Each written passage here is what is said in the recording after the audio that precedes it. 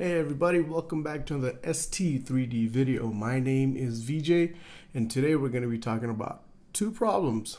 First is the max temperature error message that you get on your control box for the Creality CR10, and problem number two will be the clog, not the type that happens in the inside of the nozzle.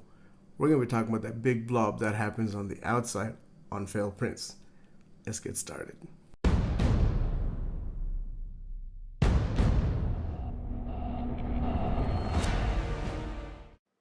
So I woke up this morning to this beautiful sight right here. I found out that my nozzle got clogged during a print and it wasn't going very well. So how do you fix this? First thing you want to do is undo these two screws here, as you're going to see me do in just a second. Man, I work pretty fast, don't I? But anyways, so once you take those two screws out, what you're going to do is go and move this to the side, and then you'll see two more screws right here on the hot end. You're going to go ahead and undo those as well. Once you do that, you want to go ahead and turn on your control box. Turn on the temperature on your nozzle to roughly around 220 or 230. What that's going to do is heat the surrounding filament at the nozzle that you can see right there, and then grab some pliers and slowly pry it out, guys. Do not just rip it off. You're going to pull that safety tape that's around the nozzle right there for the hot end. Also, as you're pulling this off, guys, just be really cautious. You do not want to damage the temperature sensor, or you don't want to damage the heating element, which is on the side right there. So after you get the filament off, what you want to do is go ahead and let your nozzle cool down. And while it was doing that, in the meantime, I decided to just go ahead and clean everything out. As you can see, there's quite a few little things right there that's gonna probably cause me problems down the line. So I just wanted to make sure everything was good and ready to go. Also, again, when you do this, sometimes your temperature sensors or your hot end element or heating element might be affected by this. So when you're prying it off, make sure it's not attached to those wires as you're doing so. Okay, so after I got everything cleaned, I mounted it back on, and then I decided to go ahead and see if I had a clog or not. Because of everything there, I was worried, but luckily I did not. As you can see right here, I'm feeding the filament through and it's coming out perfectly. No problem whatsoever. Good times. I was so happy. I was stoked. I was ready to go until I saw this message.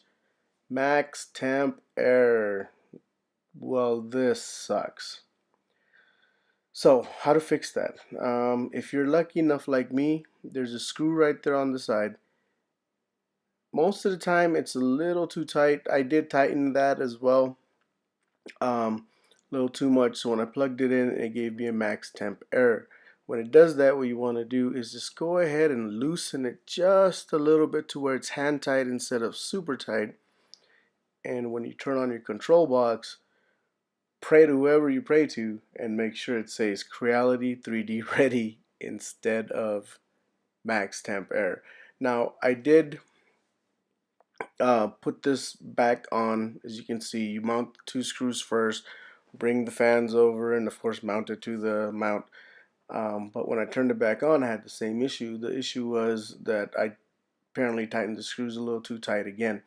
So what I did is I had to dismantle everything all over again and go ahead and adjust that little screw that you saw right next to the heating element, which I showed you earlier.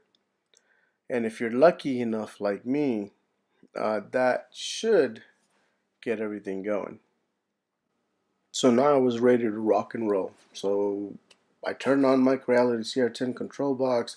It said Creality 3D ready. I was stoked. I turned on the print, and guess what happened? No issues. The printer kicked in and it started printing right away. And it's still going right now, about 14 hours in. Now I count myself lucky because mine was fixed very easily. But for those of you that's your printer's still not working after you just did what I did, there's a pretty good chance that you might need to go ahead and invest in a new temperature sensor, and heating element. You probably damaged that when you ripped off the filament, or because of the issues you might have had a short or whatever the reasons might be.